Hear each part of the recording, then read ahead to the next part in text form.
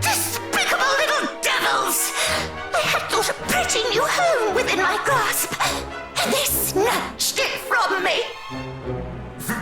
Forgive us our failure, milady, but if I might ask, wherefore didst thou think to abandon our current home?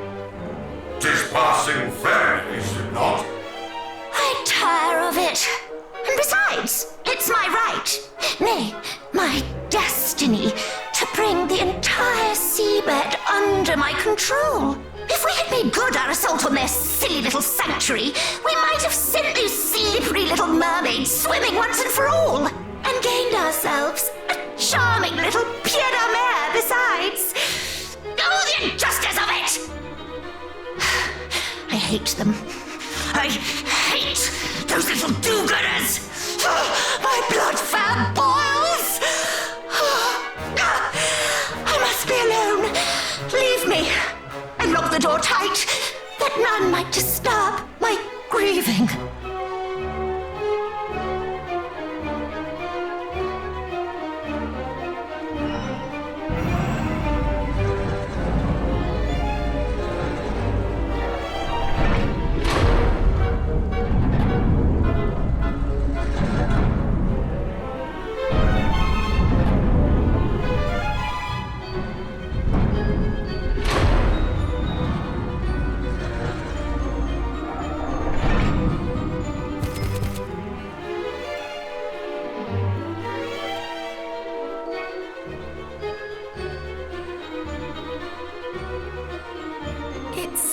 We've hit the nail full square upon its head.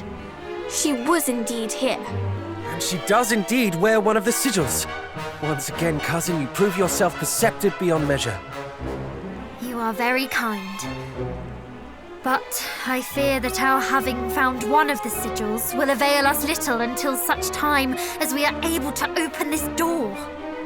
And I suspect that we will need all three of those strange carvings in order to do so. What is more, we cannot afford to dally in doing so, lest we forget we stand amid a den of fiends. Ha-ha! I may have just the solution to that, friends. What I've decided to dub the divide and conquer stratagem. You've not forgotten, I assume, the dissent that plagues the fiends' ranks. They may all be servants of Hargon, but they are certainly not all of one mind. You speak true. Of course.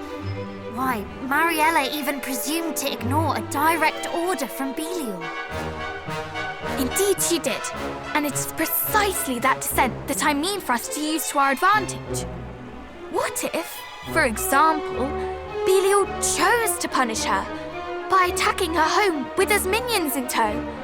Or rather, what if the fiends here were encouraged to think that he had? And what if we were to exploit the confusion that might cause by taking the opportunity to relieve them of the carvings we seek? It is a bold plan, but by no means a foolish one. we might well make our entrance unnoticed and gather the carvings under cover of such a commotion. And it is not so unbelievable either. After all, did Belial himself not tell us of Mariella's plans? Well, cousin, shall we proceed with the strategy as outlined? Shall we divide and conquer?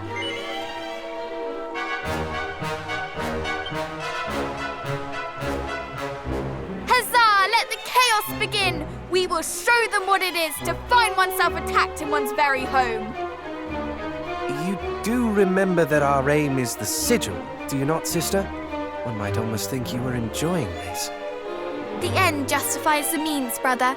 And besides, it was they who started it. Perhaps in learning what it is to suffer as their countless victims have, they might think twice about repeating such crimes. They must be made to understand the sorrow they have caused. You are right. They must learn.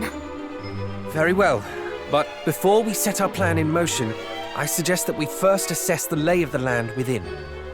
Agreed.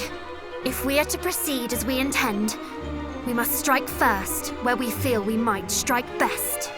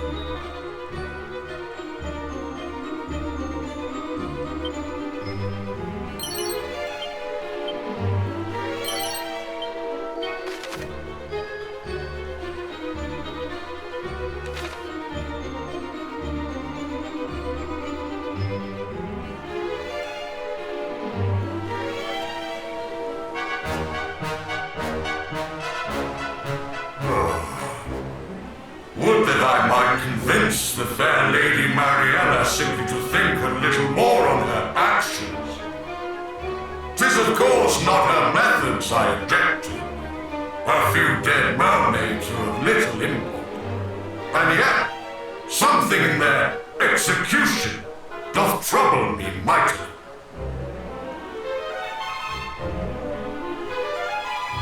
How dare you speak of such horrors so carelessly? Zounds! How came you to be here in this place, humans?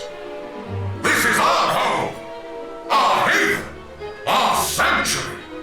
You shall pay the price for sullying it unbidden. Would that you had heeded the mermaids when they no doubt said the same.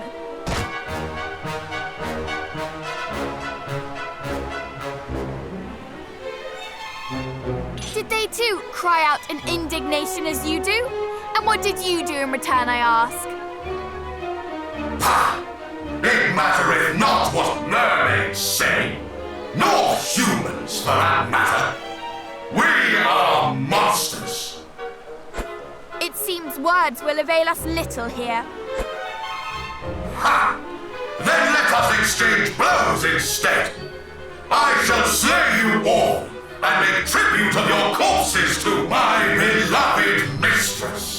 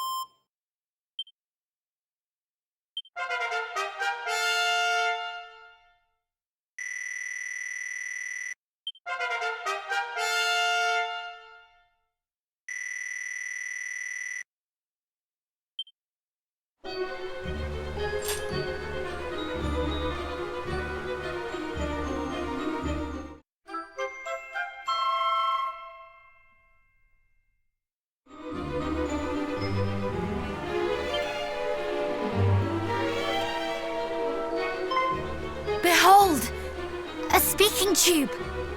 The perfect tool for our little plan, would you not agree?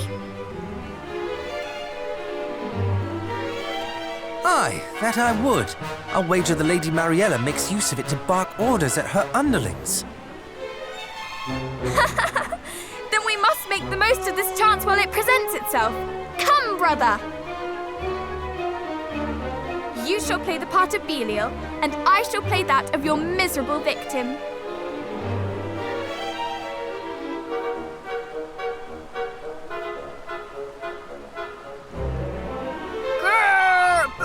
Belial?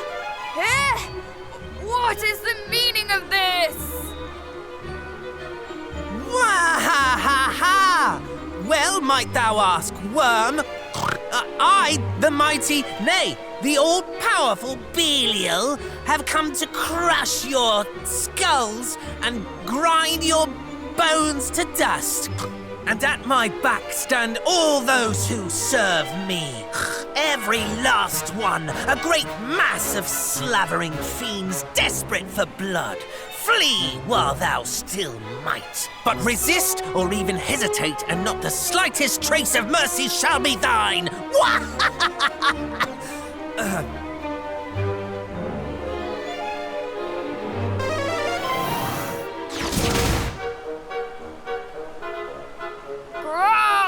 Run, fellow fiends! We must run! Flee for your lives! Look at them all! Oh no! Oh no! Lord Belial is attacking us! Well, the five, brother, after all Lady Mariella had done, if she who hath brought this punishment upon us, then I, for one, shall not remain to suffer the bone-rattling she hath brought upon us. Nay, I mean to quit this place while I yet can.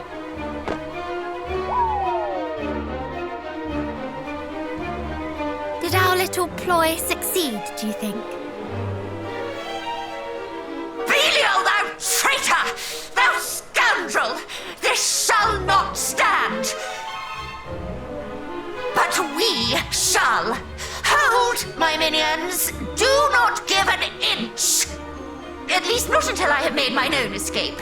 You might make yourselves of this much use to me, at least. Attempt to flee before me, and you will regret it. Mark my words! She is truly the worst, the lowest. And yet, in so being, she makes our work very easy indeed. That she does. Surely to hear their own mistress speak so will spread yet more turmoil among the ranks. And let us strike while the iron is hot.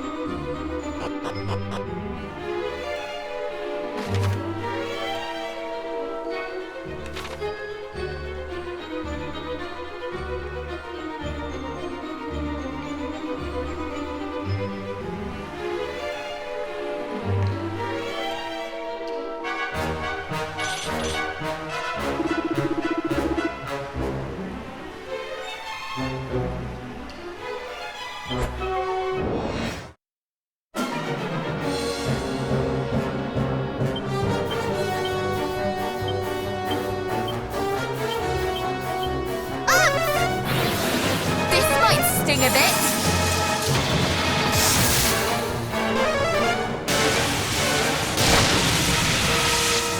Yeah.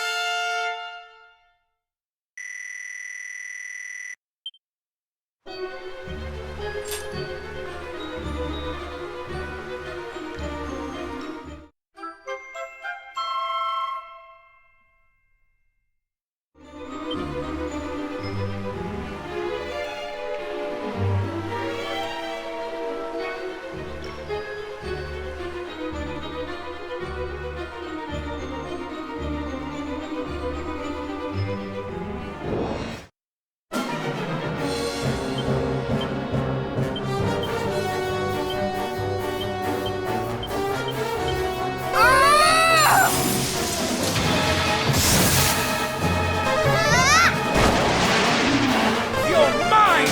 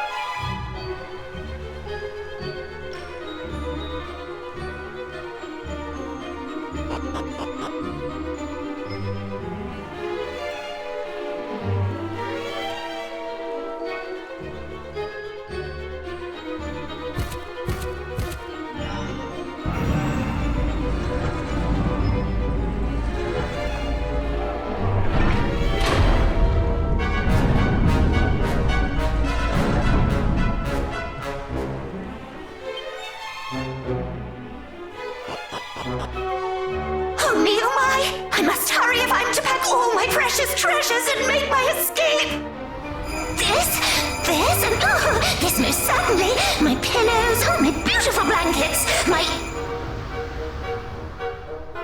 You care more for your belongings than those who serve you. Is it any wonder they desert you? Huh? Whence did you excrescences spring? And where is Belial? What is the meaning of this? It was all a lie, designed to sow confusion among your underlings. What? And now, they are all gone, leaving you alone and exposed. But they did not flee solely thanks to our subterfuge, effective though it was. No, they fled as much because of the mistreatment they have suffered at your hands. They were disloyal and disunified. Little wonder, since you treated them as naught but pawns. But now, O Queen, you stand alone. Oh, you plainly think your words right pretty, child, but you are nothing. Nobody! You speak as if I have need of those pitiful excuses for vassals. You will rue your hastiness in crowing, little one. Now come, and I will teach you. You ask why I mistreat those who serve me, why they are to me so much refuse. 'Tis simple. I have need of none of them, of none save mighty Hargon.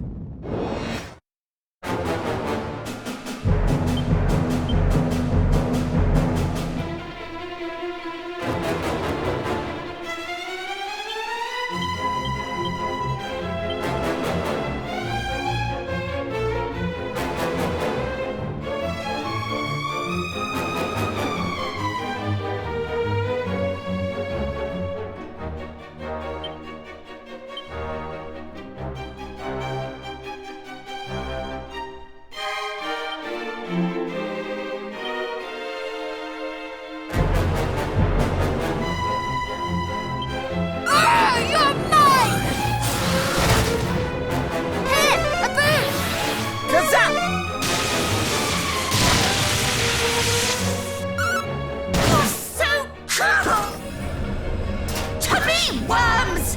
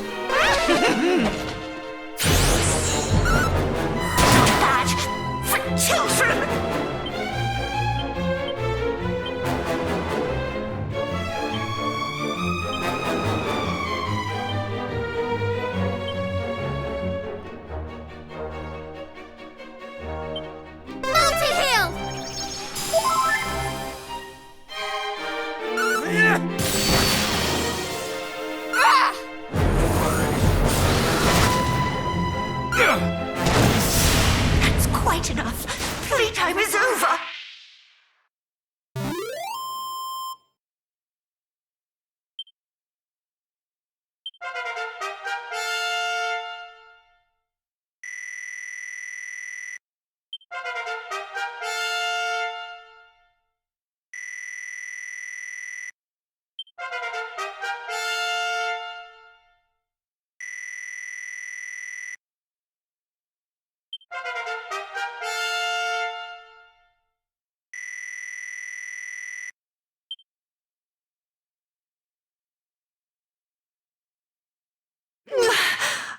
I yield! I yield! Ugh. You are troublesome indeed for mere children. All this talk of little ones, of children, does our being so upset you? Aye, that it does, little one. You are children and should behave as such. You should by rights be meek and pliable and easy to kill. We were all these things and more when first our journey began. But we have been through much since then, and gained the support and encouragement of many besides ourselves. And in so doing, we have grown strong, stronger than our years might suggest. There is no hardship we cannot endure as long as we are together. Hold your tongue, child, lest your silver spoon crack a tooth. Silence, witch! Hand us that stone that is pinned to your lapel. Do so, and we might yet spare you. 'Tis old thing. 'Tis merely a rock, child. Do you truly seek such trifling power as this? Can she truly not know? Is there yet more that was shared with Atlas and Belial, but not with her? Relinquish the stone, and we shall see to it that you come to no harm. You have our word. Oh, do I now? A lesson. You must take the things which you desire, and if necessary, be prepared to kill in order to do so. If not, how is anyone to know that you truly desire them?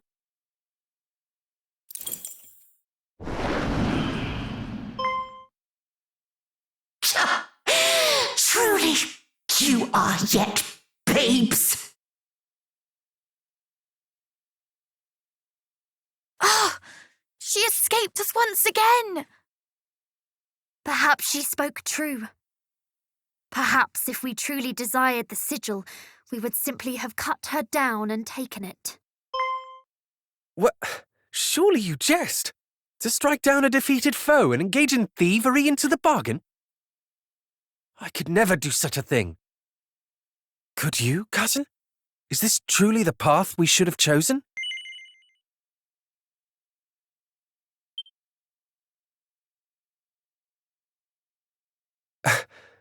It is. Then I fear I am yet the most childish of us all. It matters not. What matters is that the sigil is ours. Let us take solace in that for now.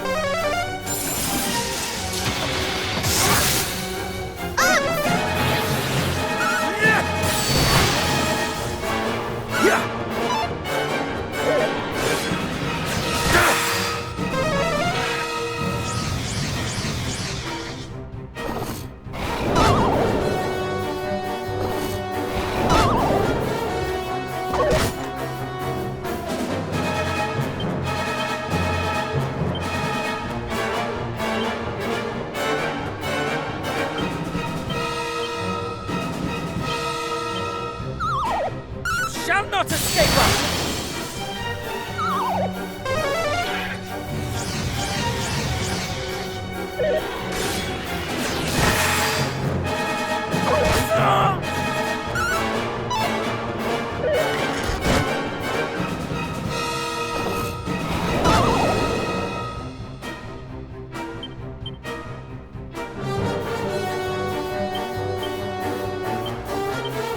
Crackle!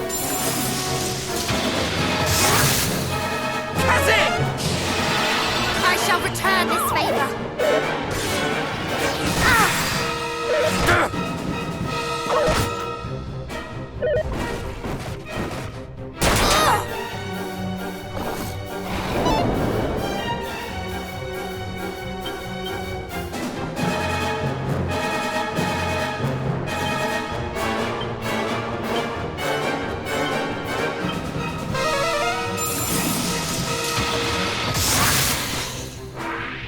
Away with you!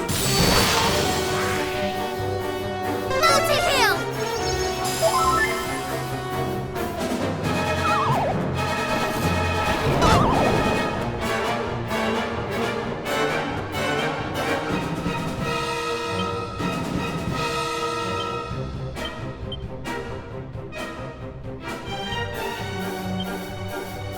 Mid-heal!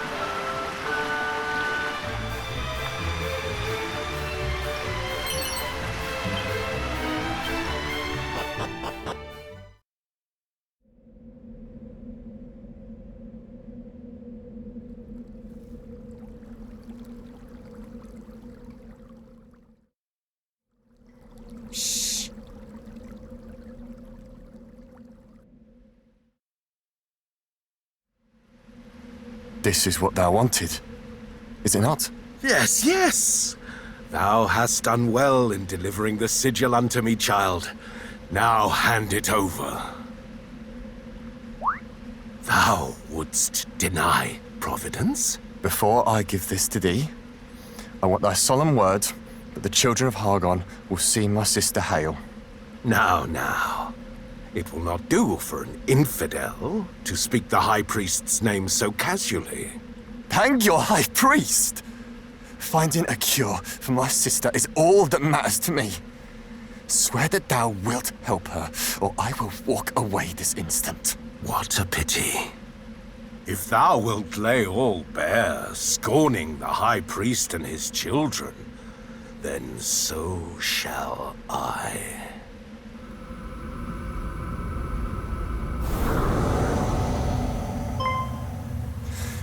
No. It cannot be. But what of it? So thou art a monster? I care not. I only want to know if our agreement still stands. You still believe I spoke true? That I would lift a finger for your plaguey sister after you brought me what I wanted? Then you are a fool to the end. Stop! Who are you? It hardly matters.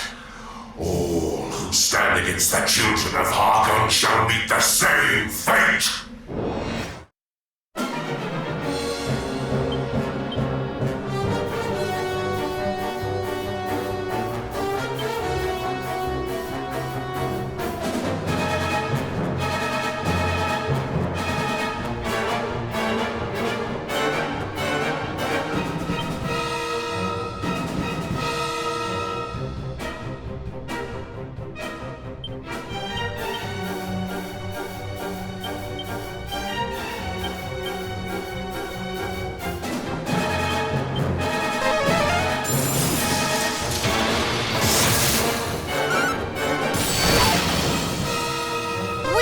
has won! Oh!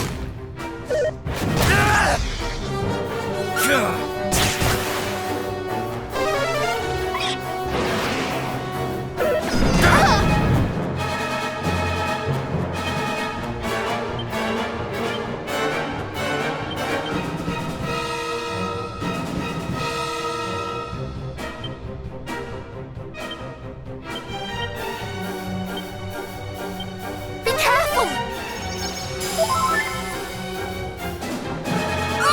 You're mine! Shall not escape us!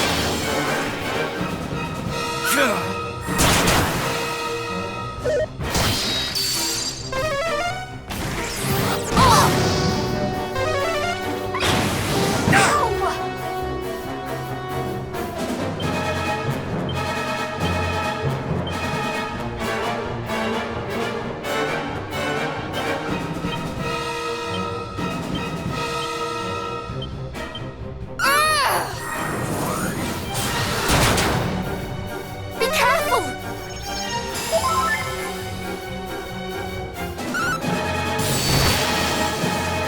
You're mine!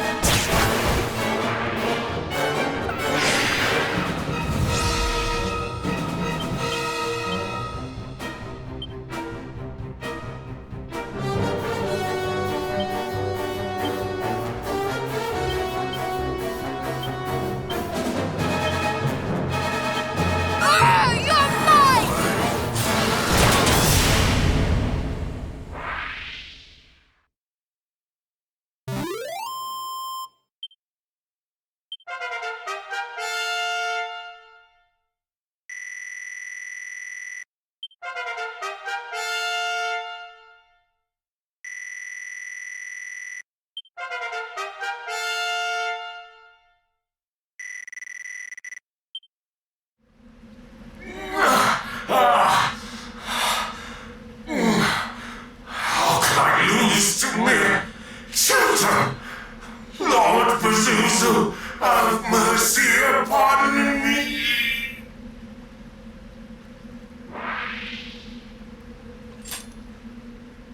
Pazuzu. Another of Hargon's champions, perhaps, alongside Atlas, Belial, and Mariella. Are you hurt? Try not to move, nor flee as you did last time. Forgive me. And thank you. That is the second time you've saved my life. I'm glad you remember us. We four are on a quest to end Hargon's reign of terror. Are you one of his children? Perish the thoughts. No, no. I only wish to save my sister. My sister fell ill some months ago. The healers tried everything, but no spell nor nostrum could cure her. Just when I thought all hope was lost, he came to me. He told me that if I joined the children and did enough good deeds for them, that a man named Pazuzu, a leader of their order, would see my sister saved. Yet the deeds he made me do for him were far from good. I was told to commit sin after sin and encourage others to do the same. Yet I still did them. Though I knew it was wrong, it was the only hope I had. Once I had proven myself loyal, he bade me steal the stone for him. He said that if I did, he would arrange for me to meet with this Lord Pazuzu.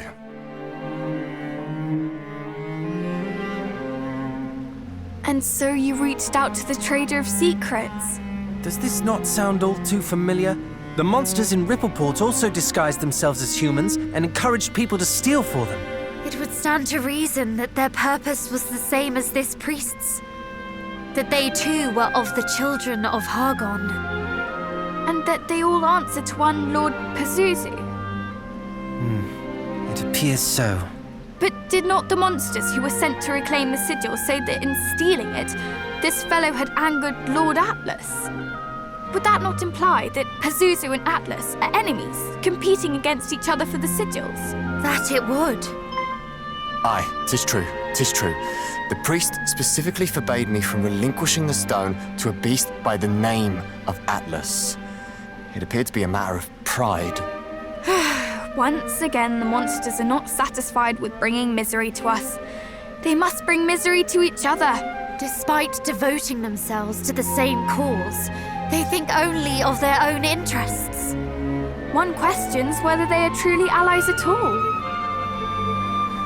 What a fool I've been. How willing I was to serve. If not for you, I would have lost not only my pride, but my life. Well, I, for one, am very glad you did not. But, if we might take the stone from you, it is rather important as it happens. I can imagine. The way those creatures coveted it. Take it. At least this way, it will not fall into their hands.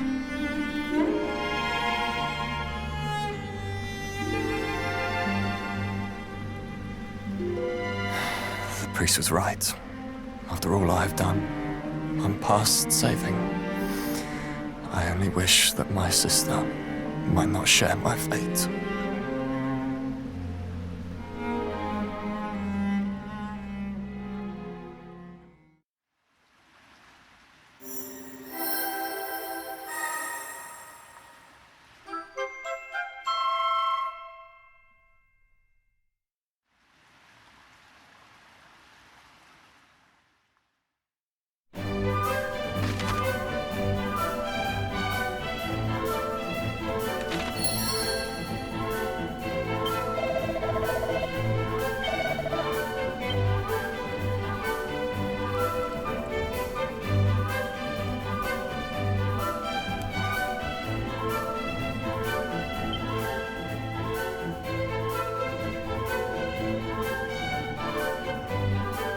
There is something I must share with you all. When we were in Berren... Please, go on ahead. I will rejoin you shortly.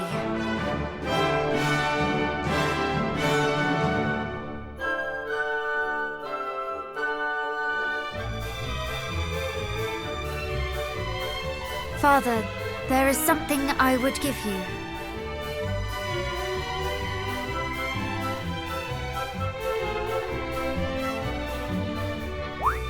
After we brewed the tea to cure our cousin, there was a little of the leaf left over. I know not if it is enough to soothe your pains, but I still wish for you to have it. My thanks, Princess, though I cannot accept. As I said before, it is from the years that I suffer. I see scant reason to prolong the time the goddess hath allotted me. But... A leaf of almighty Yggdrasil would be wasted on an old man like me. Thou, more than most, knowest how precious the world tree's bounty is, and 'tis to thee I would entrust its safekeeping. Use it as thou seest fit, Princess. Trust in thy judgment, as I trust in thee. You still have a part of the leaf. Then we can use it to cure this fellow sister. Do not be so hasty, brother. The situation is not so simple. Quite. We know not if the portion that remains is enough to cure her. In offering it, we might offer naught but false hope. Moreover, we know not if she is the only one who suffers so. What if another should beg our aid after we have given away the only remedy? Yggdrasil's gift is not to be taken for granted. What think you, cousin? Shall we give it away, that we might save a stranger?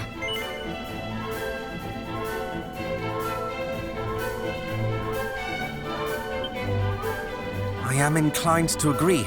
I understand your hesitation. But if a suffering soul is in need of our aid, and we have it in our power to help them, then I say we must. If it leads to naught, then so be it. We can at least hold our heads high that we tried. My brother is right. Let us offer our aid.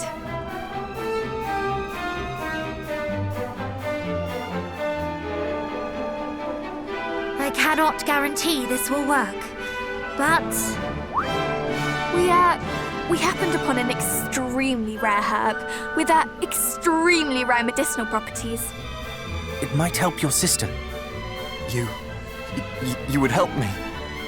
After all the terrible things I've done? Why? Because I too have a sister, and I know how it would pain me to see her suffer. Bold words from one who causes his own dear sister no end of anxiety. Well, yes, I suppose I do. I see my sister and myself in you.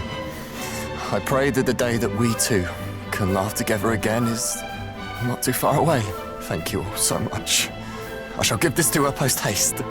Our apologies if it fails to cure her. Regardless of the outcome, you have given me hope. A feeling I have been estranged from for too long. Thank you. Truly.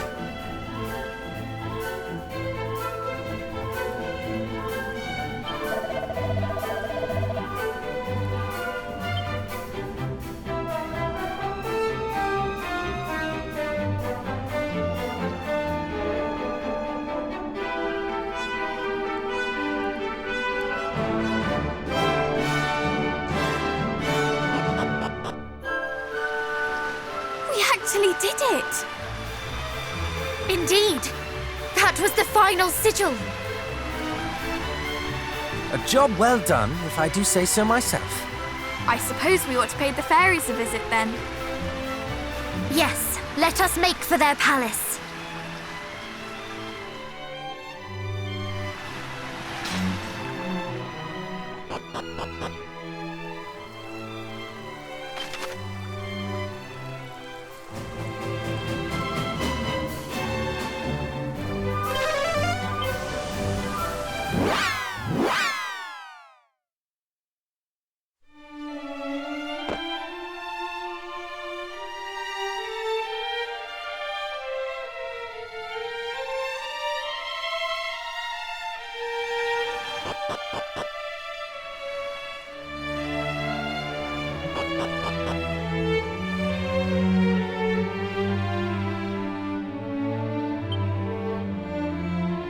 It seems congratulations are in order. Obtaining all 5 sigils can't have been easy. However, you are more than up to the challenge. You have done your bloodline proud.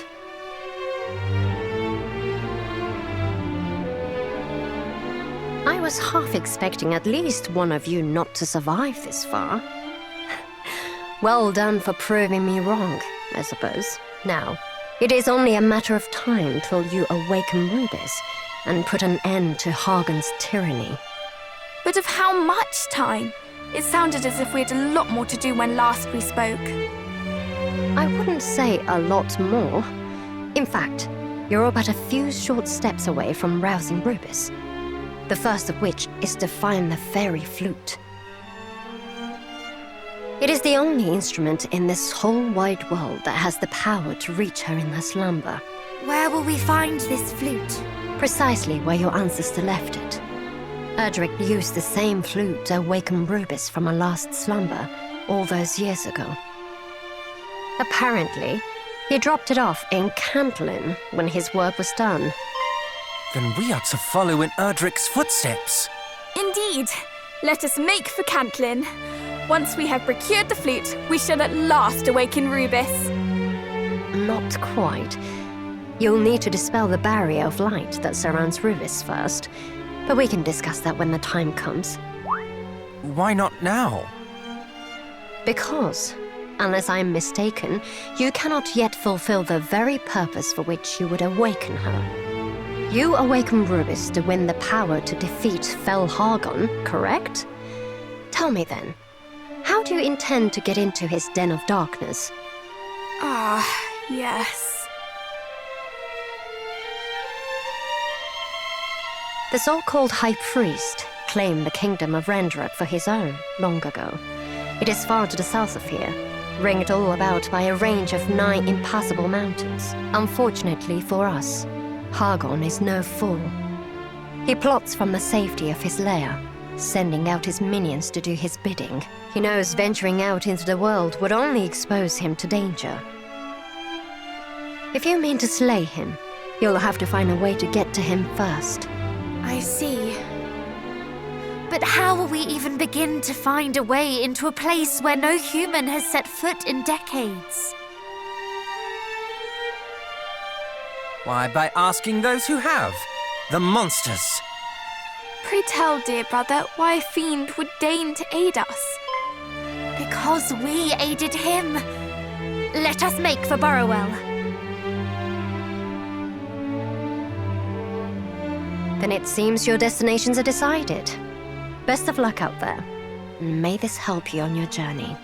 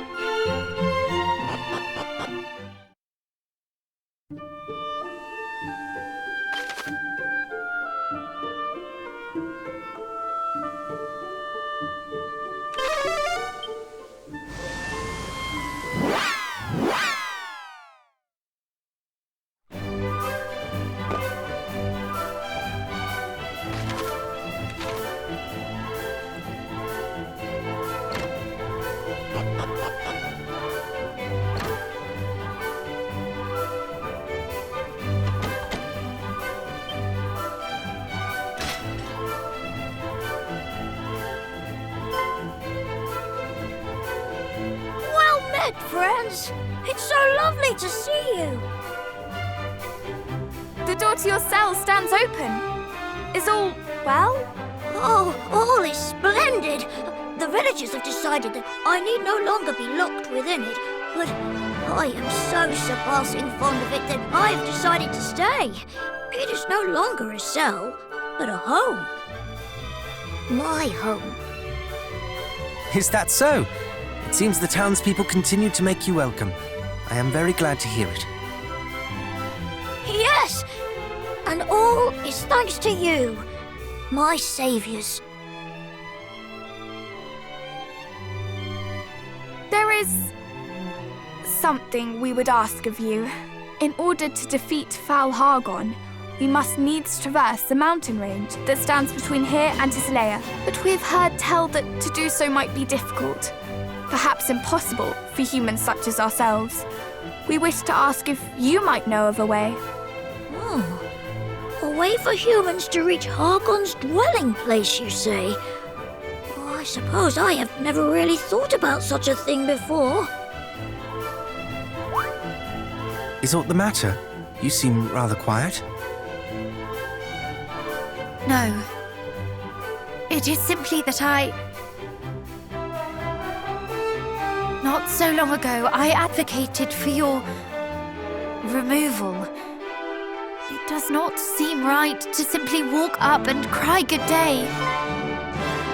Oh, please, there is no need to be so careful on my account. In truth, I have come to see the reason in your argument since my incarceration here. To lose one's home, one's most sacred place, must be both terrifying and saddening in equal measure. Why, if Burrowell were to fall, I fear I would struggle to go on living, and I have lived here only a short while. To lose the home in which one was born and raised must be... Oh, I can hardly imagine. I do not hate you. Not any longer. I only hope that you do not hate me. I don't suppose we might ever become friends? Of course we can. Can we not? I fear it is not quite so simple. My kind, we did unspeakable things to yours, and I did nothing to stop them. Yes. But I, in my turn, wish to punish you for crimes you yourself did not commit. We are no better than one another. Perhaps not. And perhaps this explains the awkwardness between us. No matter what we speak of, all we can think to say to one another is sorry. What if you were to treat me as something of a confidant? In sharing our thoughts and fears, in helping one another, perhaps apologies might turn to thank yous, and in time, even to friendship. Does that sound like something you might like?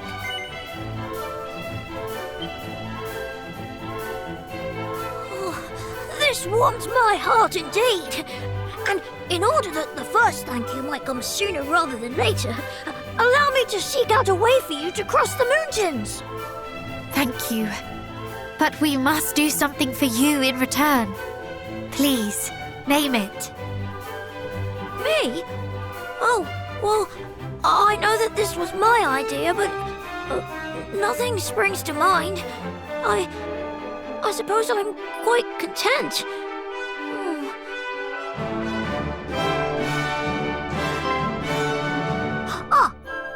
Well, perhaps you might go and seek out a certain village for me, a place by the name of Sluice. There is a man, Rogue, at the end of this corridor who has been ever so worried about it, and as such, I have been a little worried also. Perhaps if you might go and speak with him of what troubles him so? You are sure? You would not prefer that we did something for your sake? But this will be for my sake. I want for nothing, only for others to be happy and well. Then how could we possibly refuse? I must go and seek out some specifics with regard to how humans might gain entry to Hargon's domain. I shall return ere long. If you could see your way to speaking with Rogue while I am gone, I would be much obliged.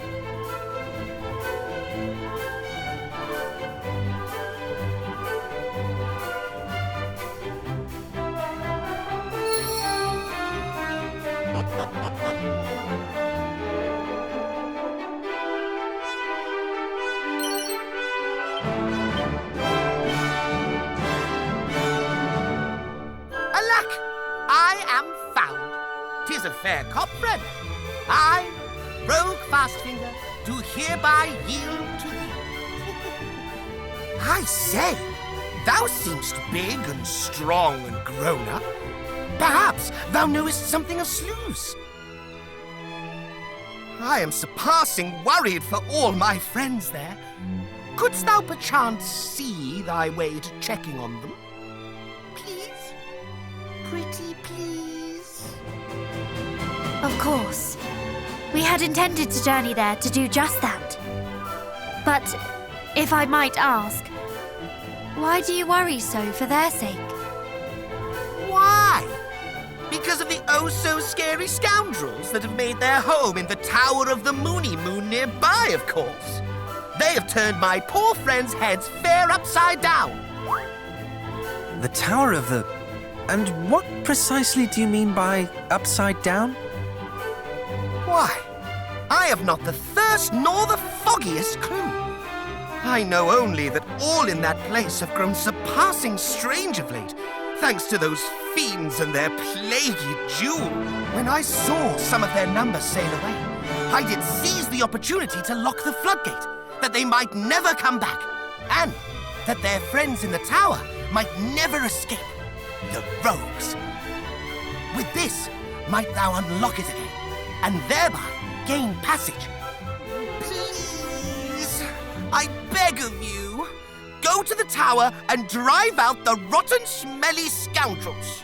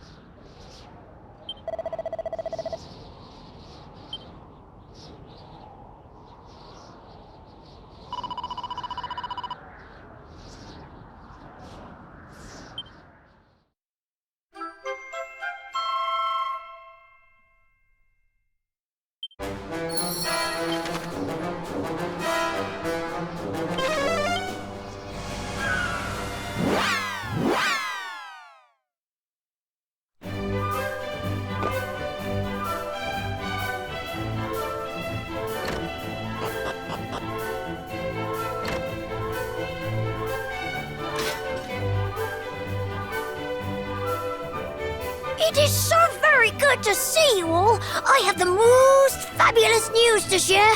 There is a way over the mountains! There is a tunnel that leads straight beneath the mountains to Renderak, and near to its entrance in the uplands, a teleportal! These are glad tidings indeed. We're in your debt, Elmi, truly. But where is the partner portal to this teleportal to be found, I wonder? I too wondered this, and did travel through the portal to attempt to ascertain its destination.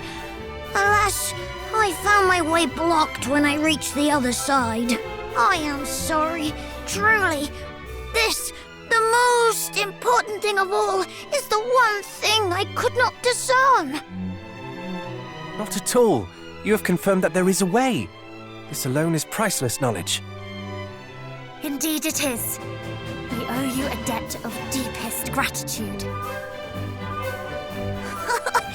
If I have truly proved myself useful, then I am over the moon! Oh, but you have. And we, in our turn, did what we could to help the people of Sluice, as you asked.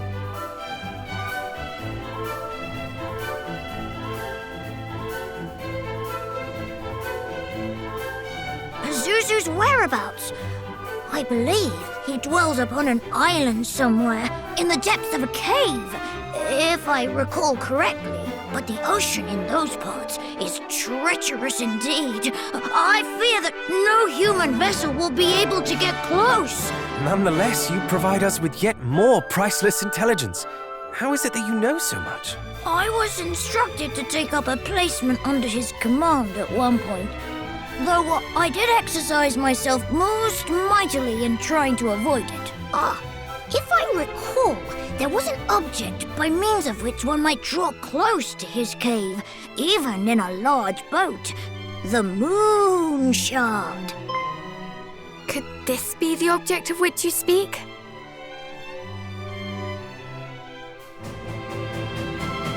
It is! It is! Stupendous! Marvelous! Amazing! Then we shall be able to enter the cave in which Pazuzu dwells. Let us journey there forthwith and destroy the crystal, that the poor people of Sluice might be released from their enchantment.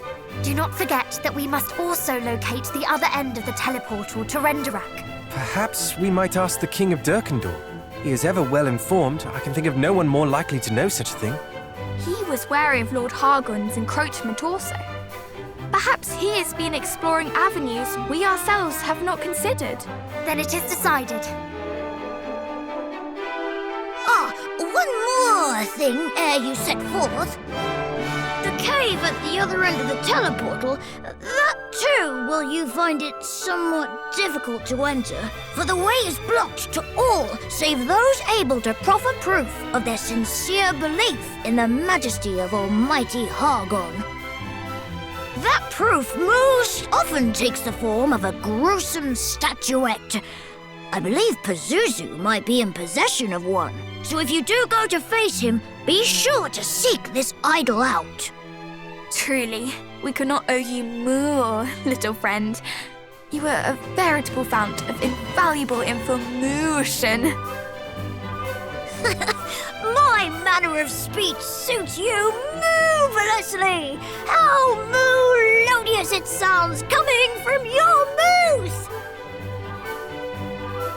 Very well. I will fly ahead to the upland clearing, there to await your coming. I pray that you gain access to the teleportal ere long. In the meantime, I shall ensure that no moonsters draw near to it. After all, we cannot have you running smack bang into Hargon's minions the moment you arrive. But you have done so very much for us already. If Hargon's underlings discover that you are in league with we humans, surely things will not end well for you. Nonsense! I will be fine. I shall play my part with the utmost conviction, and thereby earn my place in this tale of heroes. Forgive me, I overstepped the mark. It is presumptuous indeed of me to say such things. Poppycock, you are one of us now. Very well, then I will await your coming. See you soon, friends.